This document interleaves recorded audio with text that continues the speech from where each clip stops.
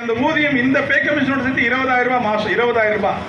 நல்லா கணக்கு பண்ண ஒரு மாசத்துக்கு 4,000 ரூபாய். முதல் எல்லா சங்கத்துக்கிட்டையும் கேட்கணும். எவ்வளவு சங்கம் இருக்குல்ல, எல்லாம் சிரிச்சாங்க, எள்ளி நகையாடினாங்க. உங்களுக்கு எப்படி 1/1/2006 தானே பே கமிஷன், 1/6 தானே எப்படி கிடைக்குன்னாங்க. எல்லா IAS ஆபீசரும் விரட்டி விரட்டி அடித்தார்கள். தலைமை சங்கத்திலிருந்து விரட்டி அடித்தாங்க.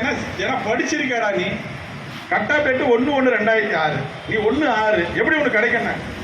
ஆனால் தொடர்ந்து நானும் என்னுடைய செயலாளர் மறைந்த ரமேஷ் அவர்களும் இப்ப செயலாளர் அவர்களும் அன்றைக்கு துணை முதலமைச்சராக இருந்த இன்றைய முதலமைச்சரும் தொடர்ந்து 13 நாளுக்கு மேல மெடிக்கல் ரிப்போர்ட் அங்கேயே கடந்தோம். 13ஆம் நாள் ஒட்டுமொத்த 53,000 ஆசிரியர்களுக்கு அவர் காலில் விழுந்தேன்.